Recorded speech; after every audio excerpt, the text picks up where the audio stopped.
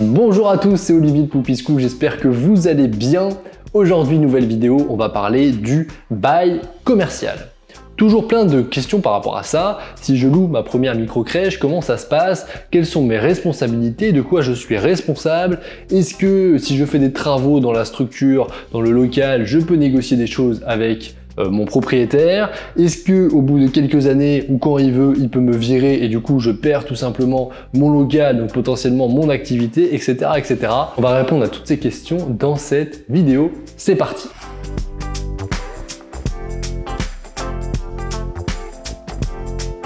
Alors tout d'abord, le loyer du local en question. Alors, il faut savoir que le montant du loyer n'est pas réglementé, il est fixé librement par les parties. Le bailleur n'est pas tenu de faire le même loyer par exemple que le précédent locataire ou par rapport à un loyer de référence. Pour autant, il est quand même en principe fixé selon la valeur locative du bien en question. Le prix du loyer va être en règle générale affiché selon un prix au mètre carré hors taxe annuel.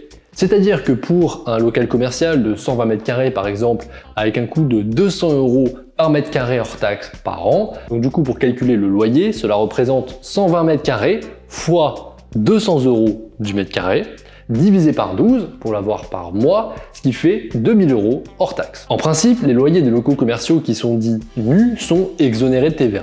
Cependant, certains bailleurs, selon le montage d'aide juridique qui est derrière, peuvent potentiellement être assujettis à la TVA, mais sachez que vous pouvez demander une modification pour vous permettre d'éviter de payer justement cette TVA, étant donné que vous, de toute façon, vous ne la récupérez pas en micro-crèche, les micro-crèches étant pas assujetties à la TVA. Il y a une vidéo justement que je mettrai en description pour parler de ce sujet qu'on a publié sur la chaîne YouTube. Pour autant, un local qui est équipé, lui, sera assujetti à une TVA de 20%. La périodicité du paiement de votre loyer est également fixée librement. Ça peut être mensuel, trimestriel, annuel. C'est lors de la signature du bail que vous allez décider ça avec votre bailleur. Le montant du loyer va pouvoir être révisé tous les ans ou tous les 3 ans. Pour autant, cette modification de loyer est plafonnée. Et elle est plafonnée selon l'indice trimestriel des loyers commerciaux pour notre activité qui du coup est une activité commerciale. Alors ça c'est pour le loyer. Du coup, dans quel cas potentiellement le bailleur pourrait résilier votre bail et que du coup vous perdez tout simplement votre local? Alors il faut savoir que justement un bail commercial va quand même pas mal vous sécuriser étant donné que sur un bail commercial dit 3-6-9, quelque chose de classique, vous êtes potentiellement couvert pendant 9 ans. Donc vous êtes sécurisé pendant 9 ans. Si le bailleur doit arrêter le bail avant la fin des 9 ans, il devra déjà vous prévenir 6 mois en amont et en plus il devra vous verser une indemnité d'éviction qui est selon la valeur du fonds commercial et de votre activité, quoi qu'il arrive. Donc vous êtes assez protégé durant 9 ans lorsque vous signez un bail commercial. Vous, en tant que locataire, vous pourrez résilier à chaque période triennale, mais attention, vous devez prévoir et prévenir 6 mois à l'avance votre bailleur. Bon, bien sûr, tout de même, et vous vous en doutez, en cas de manquement grave du locataire, c'est-à-dire de vous vis-à-vis du bailleur, vous ne payez pas le loyer par exemple, bien sûr, le bail potentiellement peut également être résilié. En règle générale, lorsque vous allez louer un local, vous allez forcément faire des travaux. Et on me demande souvent concrètement, qu'est-ce que je peux négocier avec le propriétaire ? Alors déjà, potentiellement, vous pouvez négocier une participation aux travaux. Dans quel cas, vous pouvez la négocier justement par rapport à une baisse des loyers ou alors une annulation des premiers loyers jusqu'au démarrage de votre activité. Ça arrive de temps en temps de l'obtenir, donc il faut toujours demander quoi qu'il arrive. Ça peut être des fois, vous faites un investissement de 50 000 € de travaux, il va réduire ce montant sur la globalité des loyers par exemple, parce que vous faites prendre de la valeur à un bien qui potentiellement en avait moins au préalable. Vous pouvez faire un coût du loyer qui est évolutif, par exemple 1000 € la première année, 1500 € la deuxième, 2000 € la troisième. Vous pouvez faire démarrer votre bail commercial au début de votre activité, etc., etc.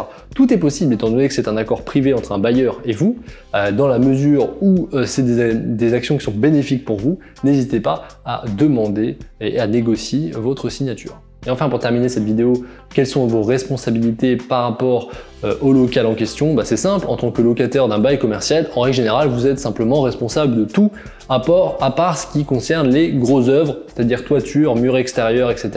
Sinon, tous les entretiens vous incombent et tous les travaux vous incombent.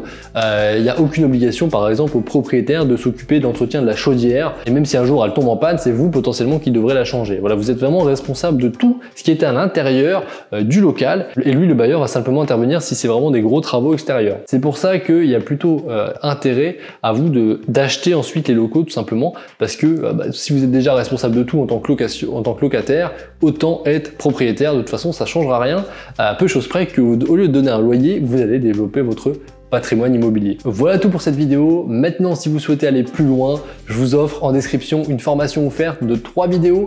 On va voir dans la première justement tout ce qui concerne le local, dans la deuxième on verra tout ce qui concerne votre future équipe et dans la troisième on verra les chiffres d'affaires, marge, charges de fonctionnement, etc. Vous saurez tout ce dont vous avez besoin pour vous lancer dans votre projet de créer votre micro-crèche. Ça se passe en description, vous cliquez sur le lien, vous indiquez votre mail et je vous envoie tout de suite l'accès à la première vidéo de formation. Je vous dis à très bientôt dans une prochaine vidéo, je vous souhaite la réussite dans votre projet. Au revoir.